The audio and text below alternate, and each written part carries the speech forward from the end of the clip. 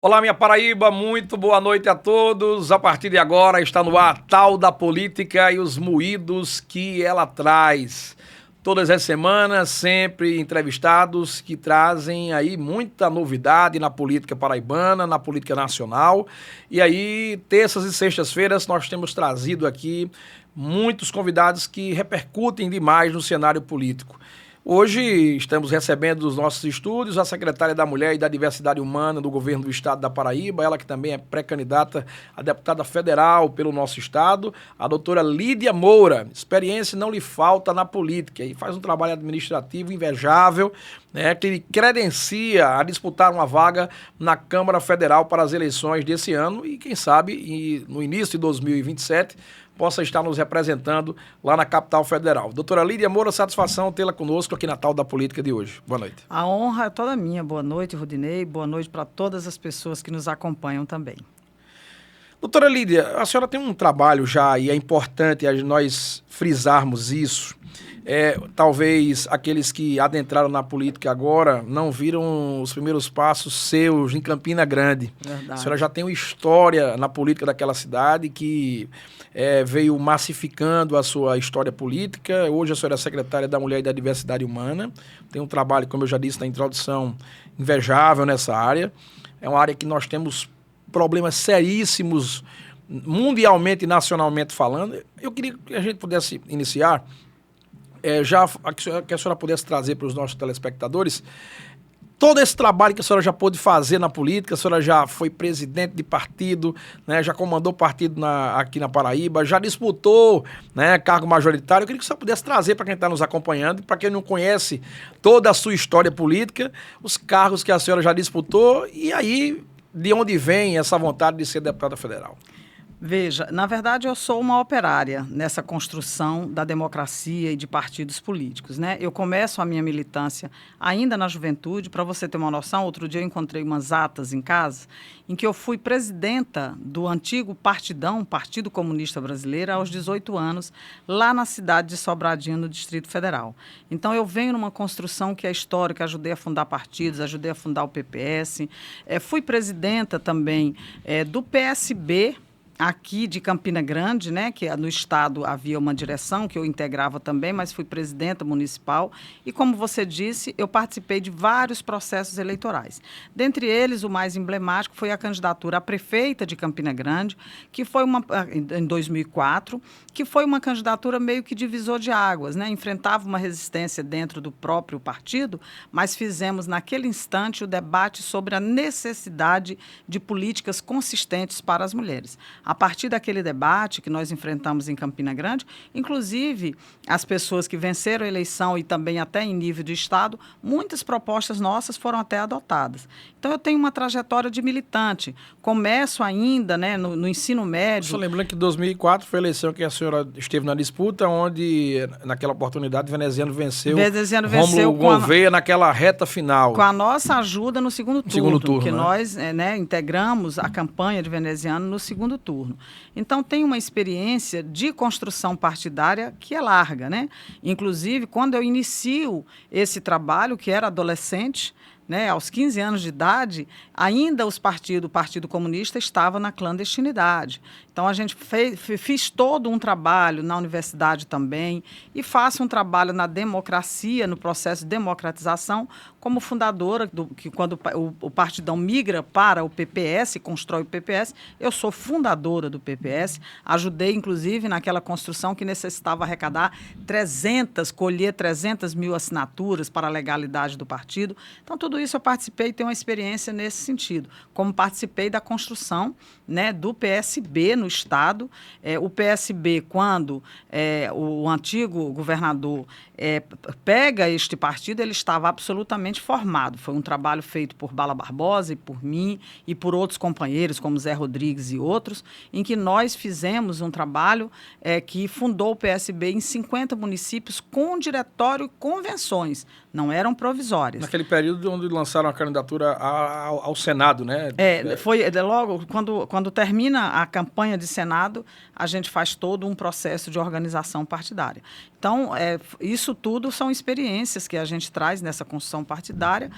Vou retornar ao PSB, portanto, depois de 19 anos ausentes. Fui presidenta do PMN, que depois agora Mobiliza, né? Fui presidente por um longo período, elegemos muitas pessoas nessa nossa gestão, aqui na capital, inclusive, elegemos vereadores, elegemos prefeitos, vice-prefeitos, ao longo desse espaço em que ocupei. Saio do partido porque, como muda o jogo político, eu integro um projeto junto ao governador João Azevedo desde 2019, participei da campanha de 2018 e aí integro o governo desde o seu primeiro momento, nas duas gestões, passo a integrar um grupo que necessita de uma outra estratégia, então passo a integrar essa estratégia a convite do governador João Azevedo. Doutora Lídia, eu acho que é um ponto até importante nós frisarmos sobre isso, a importância do seu trabalho. Já a gente volta para a questão partidária. De fato, a senhora tem feito esse trabalho desde 2019, à frente de uma pasta que eu já lhe entrevistei em outras oportunidades também no rádio, e eu sempre tocava nesse tema de dizer o que é que acontece hoje com um cenário nacional onde temos leis que coíbem, que tentam aí minimizar problemas de violências contra as mulheres, e esse número cresce a cada dia. O que é que acontece, na sua visão de conhecedora, de estudiosa e de vivenciadora desse dia a dia, o que acontece? As leis foram criadas, às vezes são feitas até emendas para poder fortalecer o tamanho da lei, e a gente tem visto o aumento exponencial do número de crimes contra as mulheres. Veja, eu estou como militante desde a juventude, né, também na luta feminista, né, por direitos das mulheres. Fui secretária municipal em João Pessoa, fundamos a Ronda Municipal de João Pessoa, estou nessa política no Estado, mas me parece que a análise que nós temos de fazer essa é uma política, infelizmente, do faz quem quer. Não é uma política que exista um sistema nacional, como existe, por exemplo, para a saúde o SUS, como existe na assistência social, na política socioassistencial, o SUAS. Então, eu acredito que nós precisamos de um sistema. Hoje, aquele Estado que quer tem essa política, o que não quer, não tem. Rio Grande do Sul é um exemplo. Fez a secretaria em novembro de 2025. É recente, teve uma experiência anterior, então imagina um estado rico como aquele. É apenas um exemplo, que não é só o Rio Grande do Sul, existem outros lugares que não têm essa política, cidades grandes que não têm essa política, muitos municípios do Brasil não têm essa política. Para você ter uma noção, de 5.573 municípios, nós temos 1.490 cidades que têm essa política só. E muitas vezes nem é uma secretaria, é uma coordenadoria. Então, não tem a devida atenção do ponto de vista de um sistema que precisa ter para atacar esta violência. Não dá para ser aquele sistema solto, aqui na Paraíba se investe, ali no vizinho se investe mais ou menos, não sei, não pode ser mais Na isso. sua visão, não teria que ser uma determinação que viesse de cima para baixo, do governo federal, uma determinação, sei lá, da justiça, do próprio governo federal? Nós estamos, nesse momento, a partir até de uma sugestão da Paraíba, nós estamos discutindo com o Ministério da Mulher a criação desse sistema. Ele está em curso no processo de discussão, foi objeto de deliberação da Conferência Nacional, estadual aqui e nacional. Então, nós estamos discutindo nesse momento. O governo federal deu um passo importante, que foi assinar o Pacto Interfederativo, que junta todos os poderes contra o feminicídio. Mas nós precisamos ir mais para a prática. Precisamos de dinheiro. Ninguém faz política sem dinheiro. Nenhuma política, nem a política de saúde, nem de habitação, e muito menos de enfrentamento à violência contra as mulheres, sem que haja um volume de recursos.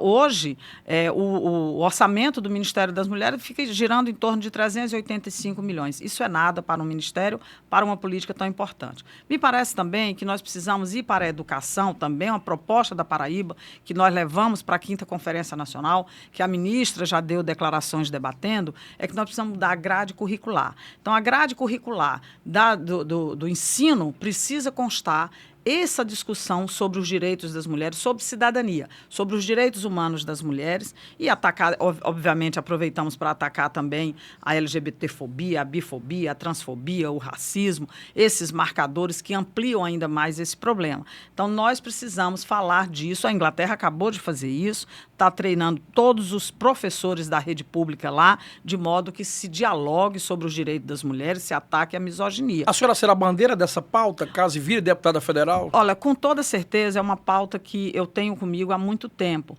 Mas não é só isso. Eu acredito que quando a gente implementa a pauta das mulheres, tem uma série de outros direitos e de outras pautas que vêm junto a ela. Contra o racismo, contra o direito das crianças, contra o direito da pessoa idosa. Nós temos ainda um problema terrível, né, de desrespeito às pessoas idosas, que nós precisamos também ter uma demanda disso, né, de que são pessoas ainda muito produtivas, são pessoas que estão na sociedade, que contribuíram muito com a sociedade e, de repente, tem um desrespeito. Não é apenas ausência de políticas, é desrespeito, né? Essa coisa de você não ter o respeito por essa geração que contribuiu tanto, que veio antes de nós. Então, eu acredito que nós temos aí uma série de tarefas. O Brasil adotou agora a Política Nacional de Cuidados, é uma política que tem a interface com as secretarias de mulheres e as secretarias do desenvolvimento social. Na Paraíba, nós somos o ponto focal, a Secretaria da Mulher, em que se vai fazer um plano, no Brasil inteiro isso vai acontecer, da política de cuidados. O que é essa política de cuidados? São vários serviços que vão liberar as mulheres, né, desse cuidado, porque hoje a ordem de mais de 90% do cuidado, remunerado e não remunerado, está sob a responsabilidade das mulheres, o que faz com que as mulheres tenham o que nós feministas chamamos de pobreza de tempo. É por isso que muitas vezes as mulheres interrompem a carreira, é por isso que muitas vezes as mulheres não conseguem concluir estudos e ficam, quando sofrem uma violência, por exemplo, precisa retornar ao mercado de trabalho, não tem nem a formação e nem a experiência profissional, o que vai fazer com que essas mulheres fiquem aí sem acessar riqueza e renda. Então, são pautas assim. A senhora está preparada ou vai se preparar ainda mais? Eu sei que a senhora é muito preparada psicologicamente para tais pautas. Eu falo para enfrentar um momento conturbado que vive Brasília, às vezes de movimentos trágicos que a gente escuta, vê debates travados lá na Câmara Federal. Você está preparada psicologicamente para enfrentar os discursos da direita que tenta desqualificar, diminuir essas pautas que a senhora traz? Olha, eu não tenho medo de quem quer que seja, né? Isso talvez nem seja prudente, porque eu deveria ter mais medo, porque há muitas pessoas violentas nesse cenário. Mas eu fui forjada na luta, né? Eu sou filha de agricultores, sou filho de uma dona de casa que, para ajudar nas despesas, ainda costurava, né? Prestava serviço para a comunidade no entorno. Então, eu fui para Brasília, viver em Brasília com 11 anos de idade, de uma família que, se eu não tenho saído, migrante, que se eu não tenho saído, talvez eu não conseguisse chegar onde estou. E o meu pai tinha uma regra, né, para todos os seus filhos: estudar, estudar e estudar. Isso ficou tão enraizado, tão radicalizado em mim, que até hoje eu estudo, né? Eu fiz um curso superior, uma segunda graduação aos 50 anos de idade. Eu volto para a Universidade Federal para fazer Direito e está tudo bem, já fiz uma pós-graduação, vou fazer outras coisas, tenho esse gosto. Eu não tenho medo desse cenário de Brasília. Aquilo tudo é meio que um circo, não na acepção negativa né, da beleza do circo até, porque é um debate permanente. Então, veja, eu vivenciei Brasília, como vivenciei Brasília? Vivi lá, tanto que, da mesma maneira que quando você vai no Rio de Janeiro, as pessoas não se importam de encontrar o artista porque aquilo é corriqueiro, assim a gente era com Brasília quando se encontravam os políticos, quem tomava as decisões, aquilo era corriqueiro. Então, eu participei desse processo de movimentos estudantis, de movimentos de militância, vivenciei Brasília, conheço Brasília porque eu vivi em Brasília até a fase adulta, né? Eu tive o privilégio, inclusive, de ver Brasília artisticamente no que tem de melhor, de assistir a shows, por exemplo, de Capital Inicial, de Legião, de Cássia Eller. Eu vi o show da Cássia Eller no dia que ela decidiu ir morar no Rio de Janeiro, a despedida dela. Fiquei até com uma boa inveja agora. Uma boa inveja. Então, veja, o que eu quero dizer é que esse circo, na acepção boa da palavra, que é onde se movimentam vários atores e atrizes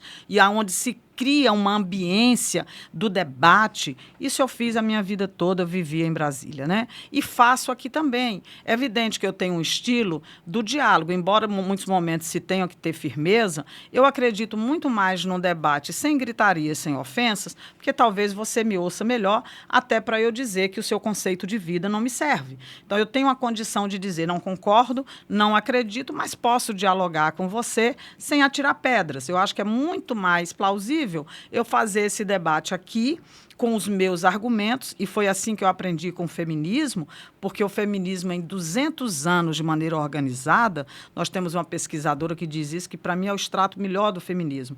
Nós nunca fizemos uma guerra, nós nunca criamos um campo de concentração, nós nunca demos um tiro no adversário, e fizemos muitas revoluções nesses mais de 200 anos do feminismo. E é assim que eu atuo. Passei para dentro, como diz o outro, porque quando nós feministas decidimos o que nós chamamos de feminismo de governo, foi lá nos anos 90, foi consciente a decisão de participar de governos para fazer as políticas como que faço hoje. Eu sou uma dessas feministas que foi escalada para participar desse processo fazendo política pública. Falando em escalação, como é que a senhora foi escalada por João Azevedo e pelo PSB, aproveitando já a sua deixa, para disputar esse mandato de deputado federal? De deputada federal, já que há muitos comentários, disse e não disse, em relação às questões que envolvem a nominata de federal do partido PSB. Inclusive, tivemos, antes do pré-carnaval daqui de João Pessoa, tivemos, na verdade, simultâneo com o pré-carnaval aqui da capital, tivemos uma reunião que aconteceu lá em Recife e a senhora estava presente. Eu queria que você pudesse falar sobre o contexto do que aconteceu nessa reunião em Recife, capitaneada por dois Joãos, né? O que de fato foi conversado, o que de fato ficou determinado naquela reunião e o que levou a senhora a disputar esse mandato? Veja, eu até não tinha a ambição, com todas as aspas para a ambição, mas eu percebe que eu sou uma pessoa de grupo. Eu integro uma estratégia de um grupo muito sólido, que deu muito certo. A gestão do governador Azevedo, eu diria a você que tem muitos nomes capacitados e prontos para isso. Acredito que o governador tenha enxergado num trabalho que repercutiu positivamente no Estado. Veja, nós temos um trabalho muito sólido em relação às mulheres. Essa secretaria tomou uma dimensão maior do que já foi antes em qualquer outro cenário e acredito que o governador enxerga aí talvez um quadro que tem essa vivência partidária, né? Eu era presidente de um partido, fui por muito tempo, fui direção em muitos momentos, sou oriunda também do PSB e tenho essa experiência enquanto governo. Eu diria para você que eu talvez seja a cara do governo, né? Eu acho que é a cara de um governo que é equilibrado, de um governo que não tem qualquer tipo de problema em relação à sociedade, é um governo sólido, é um governo que não tem corrupção como marca, não tem nenhuma acusação que pese contra esse governo, porque é um governo que transitou democraticamente com todos os poderes. Eu sou do diálogo e acredito que essa conjunção de fatores leva o governador a sugerir o meu nome nesse processo. Ele está construindo essa chapa com muita responsabilidade. Tem gente que avalia, está atrasado, devia... Não está. Ele está construindo com responsabilidade, com qualidade. Leva naquela reunião para o presidente nacional do partido, que é João Campos, o prefeito do Recife, ele já leva um volume de debate. Como é que será essa nominata do seu partido aqui na Paraíba? É uma nominata que vai fazer um diálogo com a sociedade, não só em cima do que este governo traz, mas em cima de como queremos chegar ao Congresso Nacional. Qual o nível de contribuição? Qual é o debate que estamos propondo? Eu acho que foi isso que o governador considerou como algo, eu até ouvi de uma pessoa, que eu não posso dizer o nome, fiquei muito honrada quando essa pessoa disse que, como estou pré-candidata, ela pretende votar aqui conosco, em que ela disse, você é uma pessoa que vai chegar no Congresso Nacional e que sabemos que está preparada, que sabe o que fazer lá. Eu acho que é muito isso. Não há tempo, nesse momento tão duro do país, para aventuras. Então, eu acredito que aquelas pessoas que têm acúmulo, que já deram uma contribuição, eu venho há pelo menos 20 anos em cargos de governos relevantes, né? Fui secretária em Campina Grande, fui secretária na Prefeitura de João Pessoa, estou secretária do governo. Então, tem um acúmulo nessas pautas, sempre nessas pautas democráticas, porque em Campina Grande foi articulação, né, do município, articulação política com as outras pastas. Aqui em João Pessoa foi Secretaria das Mulheres e agora estou também nessa pauta que é mais do que Secretaria das Mulheres. É a Secretaria da Diversidade também, que inclui as pautas da população LGBT, do enfrentamento ao racismo, dos direitos das pessoas quilombolas, indígenas, ciganas, povos de terreiro. Então, essa é a pauta da minha vida, eu diria. Eu estou ambientada com ela, porque a vida inteira foi onde atuei profissionalmente e como pessoa e como cidadã na militância. Vamos lá, ainda no tema dessa reunião e partindo para outra reunião que aconteceu ontem, lá na Granja Santana, capitaneada dessa vez pelo governador João Azevedo, lá em Recife, pelos dois Joãos, como eu próprio disse. Vamos lá, nessa reunião que aconteceu lá em Recife, que ficou, além do que a senhora trouxe agora, ali tinha nomes, vamos lá, nas imagens, os dois Joãos, João Campos e João Azevedo, e aí tinha Tairone, Lídia Moura, Poliana Dutra, Gervásio Maia. Esses Rafaela Camaraense. E Rafaela Camaraense. Uhum. Esses eram... Zezinho do Botafogo Zezinho também. do Botafogo, vamos lá. Esses nomes são... Zezinho do Botafogo, no caso, para uma disputa, no caso estadual. Caso, federal. Ou para federal também? Todos que estavam lá, a proposta do governador João... Para federal. Para federal. Então, vamos lá. Aqueles nomes são os nomes que irão compor essa nominata. Ainda há uma dúvida em relação ao nome de Tairone, com essa questão judicial. Mas vamos lá... qual foi o feedback que vocês receberam de Gervásio Maia? Gervásio vinha apontando tal, que poderia sair, muitos comentários nos bastidores que ele poderia migrar para outro partido. Ele até pouco tempo era presidente do partido. Gervásio deu a garantia que ficaria no PSB para reforçar a nominata. Ele já tem mandato. É importante dizer isso. Ele já tem mandato de deputado federal, para ele tentar renovar o mandato dele. Ele deu garantias que ficaria no partido ou qual foi a conversa que o grupo teve com ele em relação à permanência ou não dele no partido? Então, aqueles nomes que acompanharam o governador João lá com o presidente nacional, para a reunião com o presidente nacional no Recife, são os primeiros nomes, são aqueles nomes mais próximos que o governador considera que é importante nessa nominata. O governador também trouxe a informação que dialoga com outros nomes, me perdoe, eu não posso citar, porque o governador ainda está em tratativas. Estratégia, né? Não temos como autorização, inclusive, dele para tal. Ele é o presidente estadual, está cuidando disso, mas eu lhe garanto que são nomes igualmente fortes, né? Então, o diálogo ali foi, nós temos uma chapa forte, até para dar uma segurança ao deputado Gervásio, que a gente compreende que o deputado também não cuidou antes, né? Ele teve presidente no partido por bastante tempo, mas surge agora a necessidade dessa chapa nesse instante para dar segurança e dizer, não, o governador João está construindo sim uma chapa, é uma chapa sólida, não é uma chapa daquelas pessoas, eu pego esse, boto aquele, não se trata disso, é uma chapa que tem volume e que vai trazer outras garantias. O que Gervásio explicitou lá para a gente é que ele estava preocupado com essa nominata, mas que ele se sentia uma pessoa absolutamente do PSB.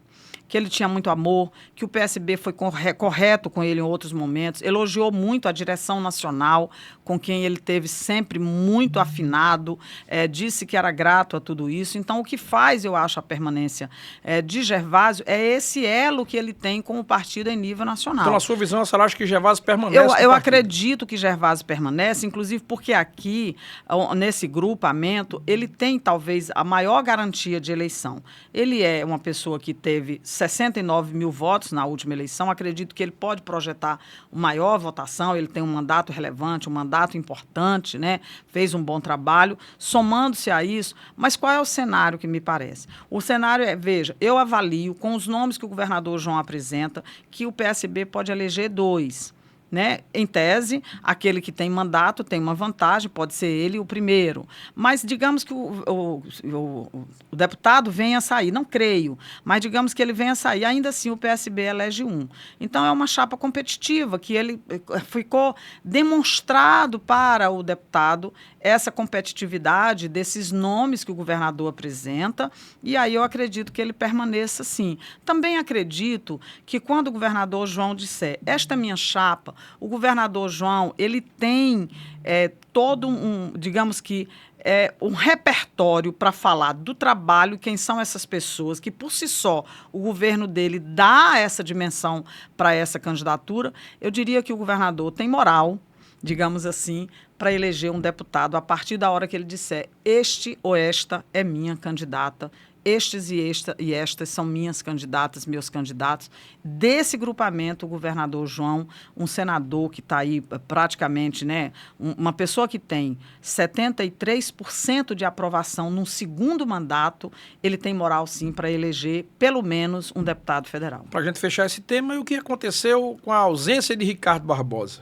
A senhora acha que Ricardo Barbosa pode também se integrar a esse grupo que a senhora acabou de citar?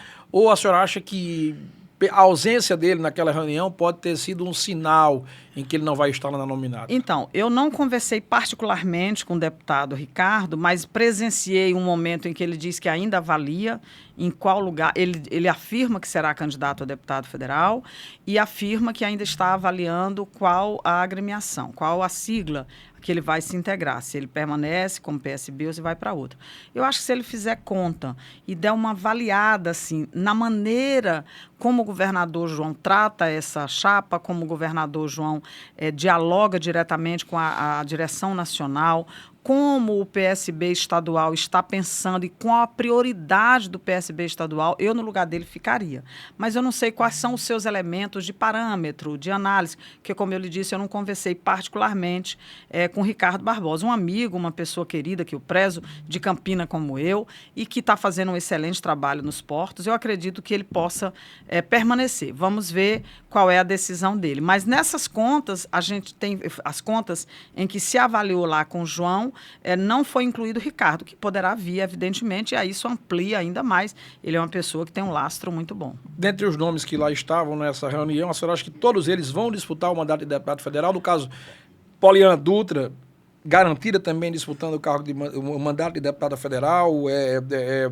Como é que a senhora vê também a situação aí do próprio Tairone em relação à questão de justiça? Na questão de Tairone, nós temos uma fragilidade, né? Ninguém é ingênuo, eu não estou dizendo nenhuma novidade aqui, embora eu não seja ainda dos quadros do PSB, ainda vou fazer uma filiação com um ato, eu tenho até uma certa prudência em tratar disso, porque tem coisas afeitas à direção, que é muito mais quem está vivenciando lá. Mas eu vejo uma dificuldade, porque o Brasil adotou um momento em que eu não vejo uma corte superior, diante da acusação que pesa contra ele, que isso possa ser facilmente resolvido. O que impede, neste caso, que impediria, neste caso, o ex-prefeito, seria o que ele tem ainda de pendência com a justiça, né? As demais companheiras que lá estão tem uma análise, né, de conjuntura. A deputada, veja, a secretária Poliana, até onde eu sei, ela é candidata, não sei se houve uma mudança nesse sentido. Eu acredito que, com o desenrolar do processo, essa resulta numa chapa consistente, sim. Doutora Lídia, a gente está vivendo um período interessante, não é um período fácil de se descrever.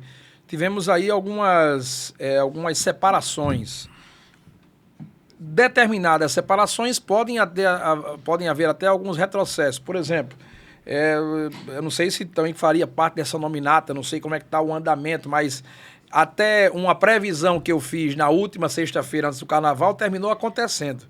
E aí, para quem está nos acompanhando agora aqui e para quem está também aqui nos estúdios, nos acompanhando, abraçando aqui o nosso querido Tiago, o nosso Júnior Caroé, também acompanham essa entrevista, para a gente entender.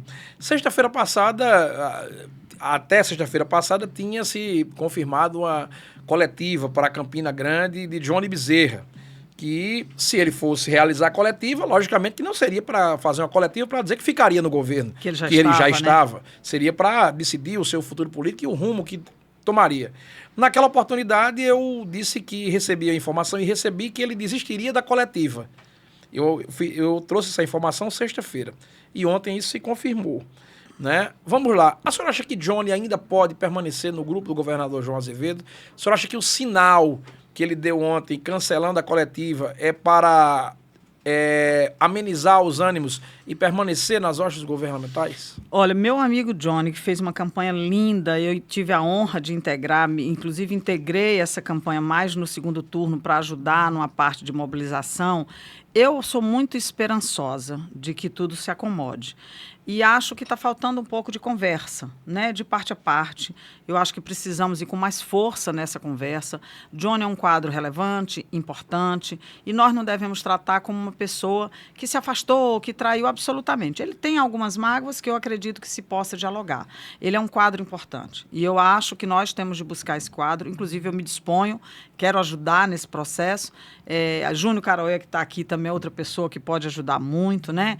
Aliás, estão nos acompanhando aqui Tiago, Júnior Caroé e Sinara, que são pessoas que lidaram muito com essa campanha também, que ajudaram nesse processo lá de Johnny. Eu acredito que ainda se possa construir. E essa via dessa construção lá, ela passa muito também pelo governador Lucas Ribeiro. Né? Lucas Ribeiro foi uma pessoa que esteve muito forte nessa campanha, é uma pessoa que é muito próxima de Johnny, e eu acredito que o nosso governador Lucas possa ajudar nesse processo. O governador João não é um homem de rompantes, o governador João não é um homem de trabalhar com ódio, é uma pessoa do diálogo, então ele não é um entrave nem um problema, muito pelo contrário. Então eu creio sim. A senhora tem uma base eleitoral que eu considero muito interessante. Vamos lá, a senhora vai disputar um mandato de deputado federal. Logicamente, muito concorrido, são 12 vagas para o Estado. E, às vezes, há quem diga, e eu acho que até certo ponto existe uma razão, de ter a vantagem quem já está lá e que tem as emendas federais. Mas a senhora tem um público que lhe acompanha, e eu acompanho também de suas redes sociais, que às vezes ele pode não estar sendo visto pela Paraíba. A senhora tem pessoas ligadas à senhora do movimento social, sim, pessoas que contribuem em diversas áreas da sociedade, que talvez no movimento político essas pessoas no dia a dia não apareçam. É nesse grupo de pessoas, nesse nicho que a senhora está trabalhando para ter uma cadeira garantida lá na Câmara Federal? Olha, primeiro a gente precisa pontuar aqui que as emendas não chegaram para as mulheres. Tanto é que o orçamento do Ministério das Mulheres é 380 e poucos milhões. Então, de emenda, se as mulheres forem avaliar direitinho, ninguém chegou para nos ajudar nesse processo. Então, a gente precisa primeiro olhar isso. Acredito também que a população ela pode até olhar e ter se beneficiado de umas emendas, uma coisa ou outra, mas eu acho que tem uma necessidade de uma representação autêntica, forte, vigorosa em relação à política para as mulheres naquele Congresso, que a gente possa, e a Paraíba não tem nenhuma mulher nesse momento, com todo respeito aos deputados, mas não tem nenhuma mulher na representação dessa legislatura. Então, eu acredito que haverá um olhar, não só das mulheres, mas dos homens de bem também, haverá um olhar também para dizer, sim, qual o debate que queremos neste Congresso, qual a defesa que queremos nesse Congresso, como é que nós podemos levar essa experiência da Paraíba para o Congresso Nacional. Ora, a Secretaria das Mulheres e o governo João Azevedo, o que fez na construção dessas políticas aqui, se fosse em lugares onde se olha mais, Rio de Janeiro e São Paulo, por exemplo, nós estaríamos aí assim como referência para o mundo. E mesmo assim a gente fura esse bloqueio, consegue participar, inclusive, de discussões mundiais. Agora mesmo estou indo para as Nações Unidas, que integramos a delegação brasileira para a CSW, que vai ser o Comitê para a Situação da Mulher. Já não é a primeira vez que a senhora vai lá, né? Será a terceira vez que eu fui convidada como delegação brasileira. Então, tudo isso, eu acho que são experiências que as mulheres vão observar. Onde esteve essa pessoa e onde está esse projeto? Esse projeto é pessoal? Esse projeto é a continuidade de uma política que nós sabemos que precisa também de mulheres no espaço de poder e decisão. Nós precisamos que as mulheres estejam na política. Então, para mim, seria muito mais cômoda permanecer onde estou, mesmo porque o governador Lucas nos convida para isso. E é muito mais cômodo eu permanecer aqui. Mas, como eu lhe disse, eu sou de projeto, acredito que as mulheres podem ter uma representação, nós estamos prontas para isso, e eu acredito, sim, que haverá um olhar, quem está preparado para chegar ali. As emendas chegaram para nós, mulheres? Não chegaram. As emendas não chegaram. Pode ser que cheguem agora, escutando a gente falar, pode ser, mas até o momento não chegaram. Espero que seja um canal para isso. Né? Ninguém se importa com essa política, elas não chegaram com robustez, elas não têm chegado, muita gente diz que apoia. Nesse momento tem muita gente falando dessa política, e é bom que esse debate se amplie. A senhora vai usar esse discurso na eleição? Mas elas não chegaram. Não, eu quero além dialogar. Disso, que a Paraíba precisa de uma mulher lá entre os 12 deputados? Com certeza, nós precisamos pelo menos uma menos uma mulher, né? Nós precisamos de pelo menos uma mulher. Não é possível que um estado como a Paraíba só tenha os meninos nos representando. As meninas precisam chegar nesse espaço também. É bom para a sociedade. As mulheres participando é bom para a sociedade. É mais democrático. Imagina, nós somos 53% da população paraibana. Como é que não tem ninguém com a nossa voz, com a voz das mulheres lá? E aí ninguém pode estar falando por nós, temos que ser nós mesmas. Eu acredito que isso vai funcionar bem e estamos preparados para outros embates e outros debates, porque há muita pauta importante, né? Segurança alimentar é pauta importante, cultura é uma pauta importante, e tudo isso nós temos que demonstrar que integramos um governo que fez tudo isso. A nossa secretaria, inclusive, ela faz essa política transversal, que ela atua com todos os setores, inclusive na cultura, inclusive na saúde. Por quê? Porque é necessário políticas específicas, né? Para a nossa população, a população que cuidamos, indígenas, ciganos, quilombolas, etc., e principalmente para as mulheres. Doutora Lídia Moura, eu acredito que ontem tenha sido, além de para muita gente, para a senhora também pode ter sido um momento de divisor de águas. Ontem teve uma reunião importante na Granja Santana. A reunião foi no Centro de Convenções. No Centro de Convenções, sim, que teve, logicamente, a anuência da Granja Santana do governador João Azevedo. O governador que convocou. Isso. Vamos lá. Nessa reunião, o governador João Azevedo praticamente se despediu dos secretários, agradeceu, né, pelos 7 anos e meio, né, de trabalho. Eu queria que só pudesse trazer os bastidores que podem ser contados do que aconteceu nessa reunião. Parte deles eu contei ontem no rádio, né, e a senhora pode contar parte deles agora. Na verdade, o governador João, emocionado, convoca o seu secretariado todo para participar dessa reunião, em que ele agradeceu a cada um de nós nominalmente. Importante a gente dizer isso, ele fez esse gesto de dizer os nossos nomes, cada um ali presente, e todos ele agradeceu. E também ele traz um resumo do que é esse governo. Traz um resumo, o governador Lucas presente, dialogando também, destacando algumas ações também. O governador Lucas, que no meu entender é um governador que construiu esse caminho, né? Um caminho que não é fácil. O vice geralmente tem atrito, tem problema, às vezes tem, às vezes não tem, mas construiu para ser um parceiro. Eu lembro que o governador Lucas brincava em determinado momento, olha, um vice que não atrapalha já é muita coisa. Ele foi esse vice que não atrapalhou, muito pelo contrário. Não só construiu, como se preparou. Então, há destaque para isso tudo também. O governador, de maneira muito ética, traz novamente a informação de que nós vamos ter este ano eleições. Ele está se desligando dia 2 de abril, mas que temos que ter uma conduta ética, não usar o erário público indevidamente. Tudo isso ele ressalta novamente.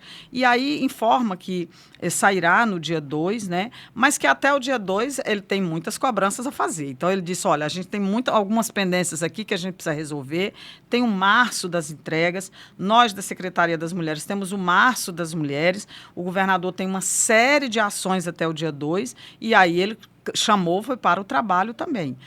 Informou que alguns secretários e secretárias irão se desligar para o processo eleitoral, mas foi muito mais um diálogo no sentido de dizer, vamos juntos e juntas até o dia 2 e depois também junto com o governador Lucas até a eleição e o final do ano. Eu acho que esse foi o mote da reunião. E me permita, de uma gestão que nós não temos problema. Você olha para todos os lados, não há nenhum secretário encalacrado, estado com problema, né? Isso houve uma transição que, em determinado momento, havia questões políticas do grupo anterior e que o governador teve muita sabedoria para ir desligando aquelas pessoas que apareciam com problemas, a fim de que essa pessoa pudesse se defender fora do governo. Assim ele fez. Então, é muita ética. E nós temos naquele grupo ali, não só a ética, como a construção de um Estado muito mais sólido nesse momento. É o terceiro Estado, gente, com mais caixa, com mais dinheiro em caixa. Nós temos São Paulo, Paraná e Paraíba, quem diria? Não é? Mas não é caixa porque não trabalhou. É caixa com a responsabilidade do que está projetado. Lembrando que o pior estado foi Minas Gerais. Pois é, veja, o pior estado, um estado rico, grande, com mais de 600 municípios, estão mais de 600 municípios, né? Enfim, eu não lembro o número exato agora, mas então nós estamos nesse pé. Um estado que é nota máxima para o Tesouro Nacional, e tudo isso é por uma gestão fiscal responsável e é por um secretariado que cuidou de trabalhar e não de utilizar a gestão pública ou mesmo o dinheiro público para se completar. Isso eu acho que é um grande legado que o governador e que essa sua equipe deixa. Então, nós temos aí, em nosso favor, uma gestão muito sólida que deixa um dinheiro em caixa, que deixa o governador Lucas numa situação confortável para tocar esses projetos que não se completaram até aqui. Eu acho que esse é o grande legado. A senhora acha que quando o Lucas assumiu o governo do Estado, de abril para março, ou de março para abril, a senhora acha que é possível, logo nos primeiros dias, eu vou falar questões de números, sim, né? E, pelo menos até agora eles não foram contestados por nenhuma vertente política. A senhora acredita que Lucas, quando de fato ele assumiu o governo, ele equilibra o jogo com Cícero Lucena? Eu falo isso porque as pesquisas eleitorais, que foram divulgadas pelo menos até agora, trazem números com Cícero na frente e Lucas em média de 32%, Lucas ali na média de 23%, 24%. A última que saiu, a diferença de 9 pontos. O senhor acha que ao ponto que Lucas assumir o governo do Estado, ele já equilibra o jogo, eu falo numericamente, para que isso seja exteriorizado para a Paraíba? Olha, eu acredito que essa campanha ela vai numa escalonada, né?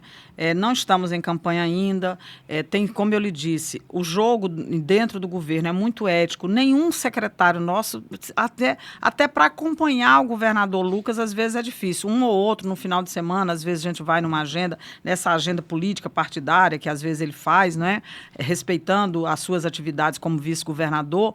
Eu acredito que na hora que isso se solte mais, que vá passando o processo, sim, eu acredito que ele tende a chegar e veja, nós temos aqui, como eu lhe disse, um governo sólido. Na hora que começar essa campanha, que se demonstra essa campanha, com os prefeitos e prefeitas engajadas, com vereadores e vereadoras, com os partidos bem definidos, com essas nominatas dos vários partidos, eu acredito sim. Qual o senhor acha o tamanho da influência que pode ter o apoio do governo federal, do partido PT, na eleição de Lucas Ribeiro?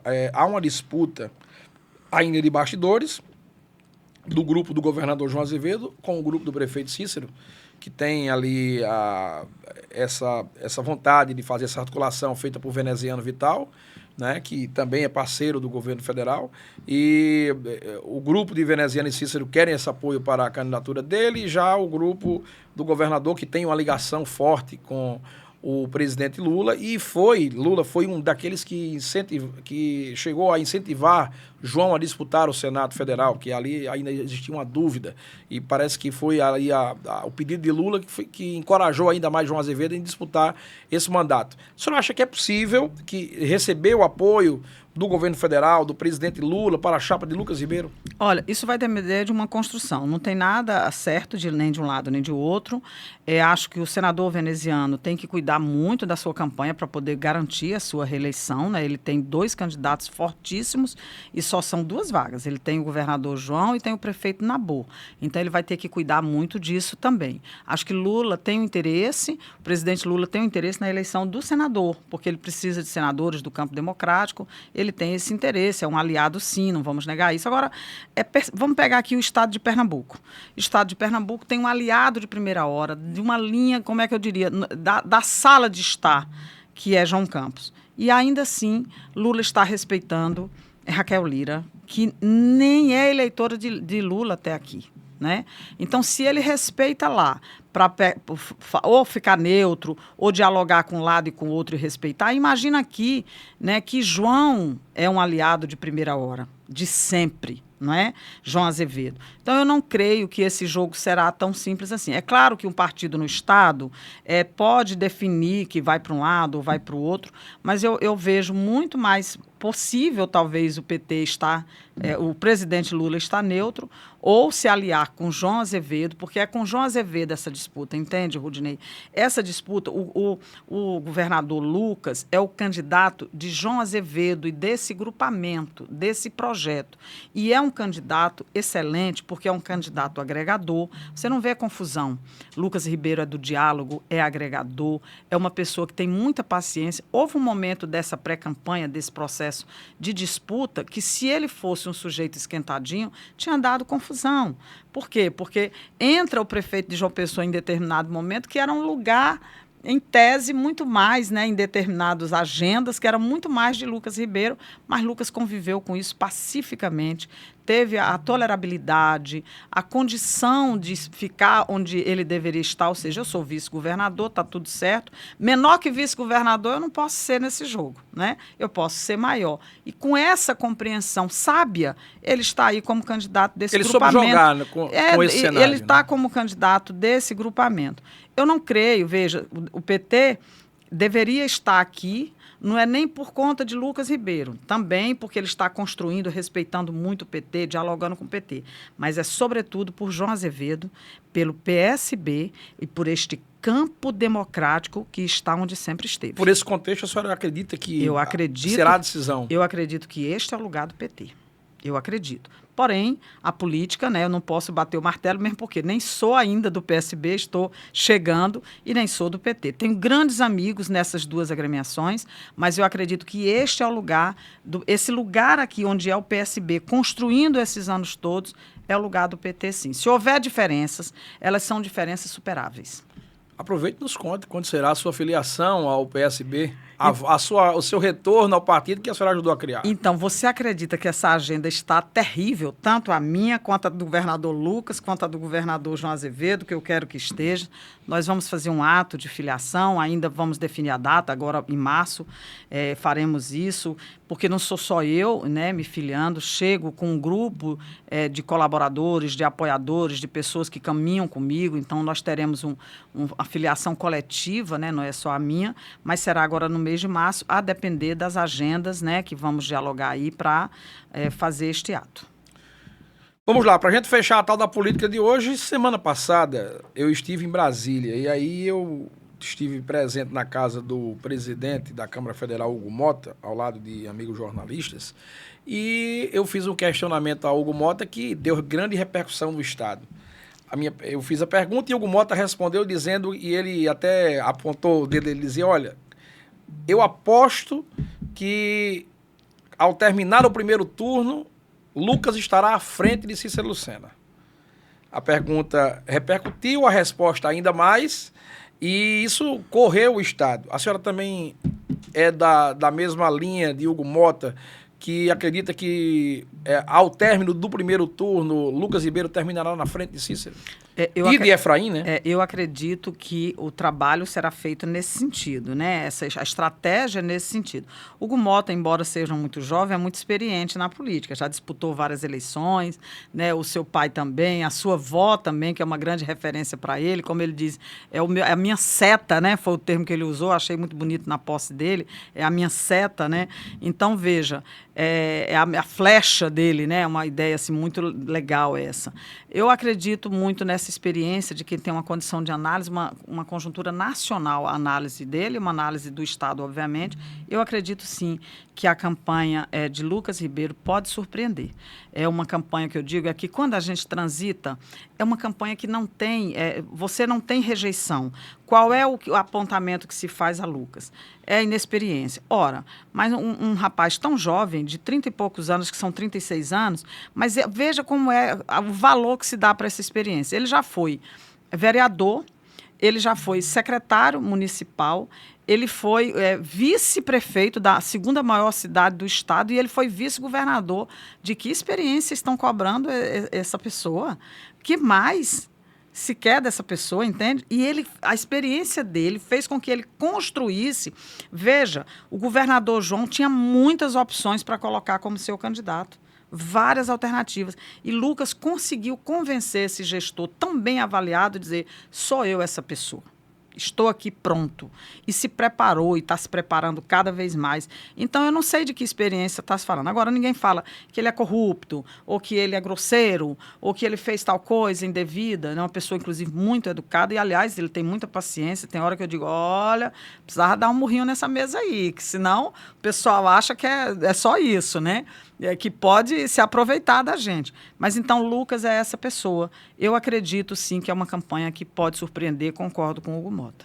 Doutora Lídia Moura, secretária da Mulher e da Diversidade Humana da Paraíba, pré-candidata a deputada federal e será pelo PSB. Vamos aguardar somente a data, que será agora no mês de março. Agradecer a senhora por ter estado presente, por ter aceitado o nosso convite.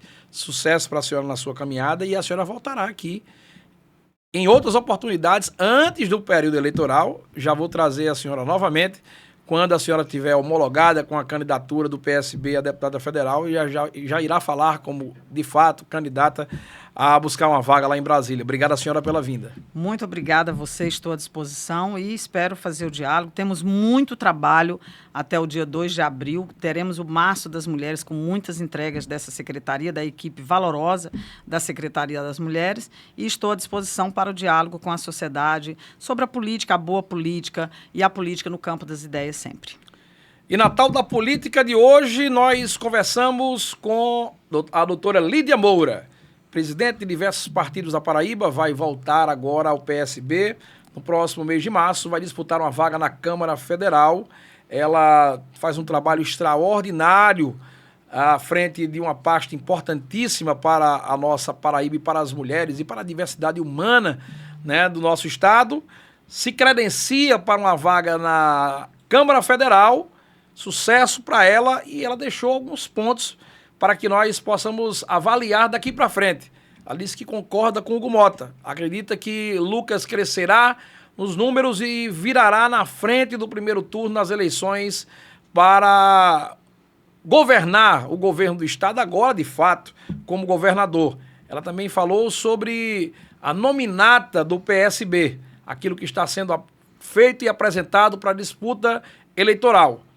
E Lídia Moura trouxe outros assuntos que você vai saber se assistir tudo, do começo ao fim, aqui na Tal da Política e nos moídos que ela traz. Eu volto na próxima terça-feira e já convido para você a nos acompanhar também nas nossas redes sociais. Todos os recortes dessa importante entrevista estarão na minha página no Instagram, Rudinei Araújo PB. Quer assistir a entrevista inteira?